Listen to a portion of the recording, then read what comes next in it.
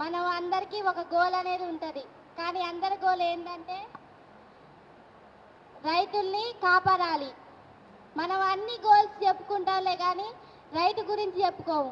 ఎందుకంటే రైతు లెక్కలో లేరు కాబట్టి ఎవరు చెప్పరు, కానీ ఎవరి గోల్స్ మాత్రం వాళ్ళు చెబుతారు. మన దేశానికి రైతు వెన్నుముక్క అంటారు, కానీ ఆ వెన్నుముక్కే ఇరిగిపోతే దేశం అనేదే ఉండదు. ఈ దేశంలో ఎన్ని జాబులున్నా, ఎవరికి ఎన్ని గోళ్ళున్నా, కానీ చివరికి ఉండేది మాత్రం రైతే. ఆ విషయాన్ని మర్చిపోయి ప్రతి ఒక్కరూ రైతు దగ్గర అన్నం తిని రైతునే తంటారు కాళ్ళతో. అన్నం పెట్టే అమ్మందంటే భూలోకమే ఉండదు. ఆ విషయం మర్చిపోయి టెక్నాలజీ పెరిగిందని ఉన్న రైతుని చంపేస్తున్నారు. టెక్నాలజీ పెరిగింది కానీ మనమ్మ టెక్నాలజీ రావాలి, కానీ మనమే టెక్నాలజీ అమ్మట వెళ్ళకూడదు.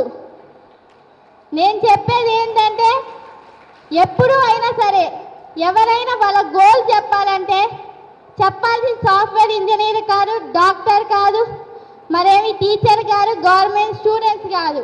చెప్పాల్సింది రైతు రక్షణ. రైతు రక్షణ చేస్తేనే వాళ్ళ పెట్టే అన్నం తిని ఆ తర్వాతకి మన గోల్ ఏందో చెప్పాలి. వెన్నెముక అన్న రైతు చెట్టు కూరేసుకొని చచ్చిపోతుండు. అప్పుడు ఆ చనిపోయిన వారికి దాన సంస్కారం చేద్దామన్నా కూడా వాళ్ళ ఇంట్లో డబ్బులు ఉండవు. అలాంటిది మన దగ్గర ఎన్నున్నా, ఎంత ఎంజాయ్ చేసినా ఒక్క రైతుకు సాయం చేస్తే ఆ విలువ ఎప్పటికీ దేవుడు మర్చిపోడు, తిరిగి మనకే ఖచ్చితంగా ఇస్తాడు.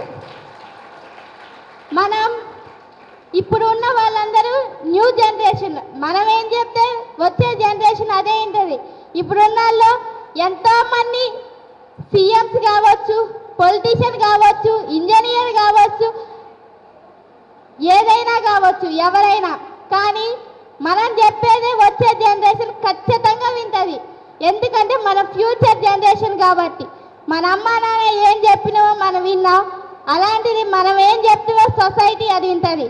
మనం ఇప్పుడు కాంచి రైతుకు రెస్పెక్ట్ ఇచ్చి రైతుని ఆదుకున్నామనుకో, రైతు ఆత్మహత్యలు అనేవి తగ్గిపోతాయి. అప్పుడు దేశానికి వెన్నుముక్క అని చెప్పుకోవచ్చు. ఇప్పుడు మనం ఏమైనా చెప్తుండే కానీ రైతు ఖచ్చితంగా మన దేశానికి వెన్నుముక్క అని ఎవరైనా చెప్పగలరా? ఎంతమంది చెప్పగలరు? హ్యాండ్స్ ఇవ్వరు.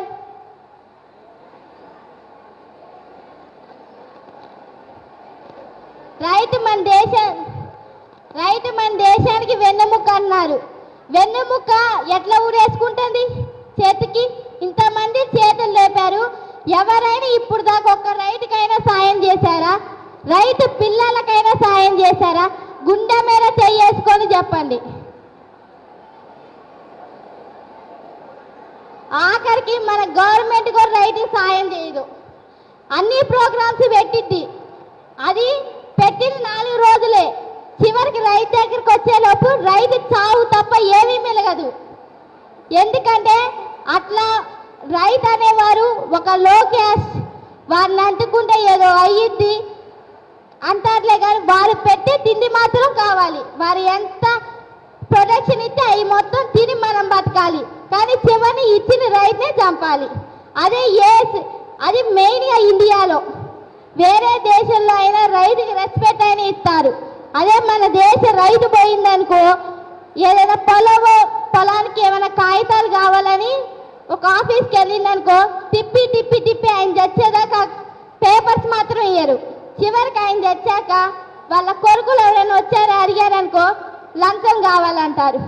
ఏమన్నా అంటే గవర్నమెంట్ అని నిలదీసే అంత ఎడ్యుకేషన్ రైతుకు ఉండదు, చదువుకోలేడు.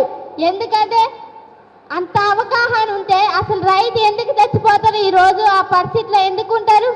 ఉండలేరు. కాబట్టి ప్రతి ఒక్కరికి లోకువే రైతు అంటే. రైతు బిడ్డలంటే ఇంకా లోకువే. వాళ్ళేదో అంతు వ్యాధులు వచ్చినట్టు చూస్తారు. మీరు ఇప్పుడు గవర్నమెంట్ టీచర్ ఉందనుకో, ఒక గవర్నమెంట్ కాబట్టి పెద్ద పొజిషన్లో ఉన్నారనుకో, వాళ్ళు చదువుకున్నారు కాబట్టి ఆ పొజిషన్లో ఉన్నారు. అదే వాళ్ళకి వ్యవసాయం నేర్పి చీరల్లో బొమ్మన్నారనుకో ఏమాత్రం రాదు. అదే చదువు ఒక రైతుకు ముందే నేర్పించుంటే మీకన్నా మీకన్నా గొప్ప పొజిషన్లో ఉంటారు. వ్యవసాయం చేసేది అనేది ఒక చదువు కాదు, ఎందుకంటే అది మనకి తెలియదు, అదే మొత్తం ఎన్విరాన్మెంట్ మీద డిపెండ్ అయి ఉంటుంది. ఎప్పుడు ఏ వర్షం వచ్చిద్దో, ఎప్పుడు ఏ తుఫాన్ వచ్చిద్దో తెలియకోకుండా రైతు వ్యవసాయం చేస్తారు. మనమందరం సైంటిస్ట్ని ఒక గ్రేట్ అనుకుంటాం, అంతకన్నా గ్రేట్ రైతు. ఎందుకంటే మన పైకి చూసే ఆకాశంలోకే ఒక ఏరోప్లైన్ అవన్నీ పంపిస్తారు, సైంటిస్ట్ అన్ని రాకెట్లని పంపిస్తారు.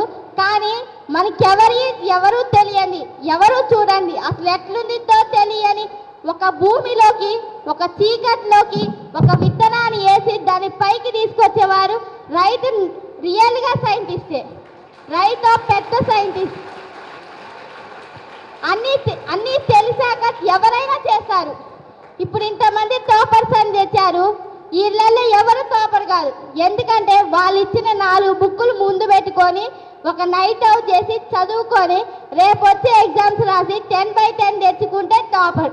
ఒకవేళ వారు ఎంత ఎదవైనా, ఒకవేళ వారు తిరిగిపోతైనా సరే, 9 దాకా చదవకపోయినా సరే 10th ఒక్క సంవత్సరం నైట్ అవుట్ చేసి కూర్చున్నానుకో, బట్ 10/10 వస్తే పెద్ద టాపర్ అంటారు. కానీ అసలు విషయం ఎవరికి తెలీదు, ఎందుకంటే వారు బట్టిదారు. ముందు బుక్ వేసుకొని బట్టిబడి. నేను చెప్పేది ఏంటంటే, ఇప్పుడు నుంచి మనం ఏం చెప్తే వచ్చే జనరేషన్ ఇంతది కాబట్టి మనమందరం రైట్ని రెస్పెక్ట్ ఇచ్చి రైట్కి హెల్ప్ చేసి వచ్చే జనరేషన్కి రైతు చావు లాపాలని చెప్తున్నాను.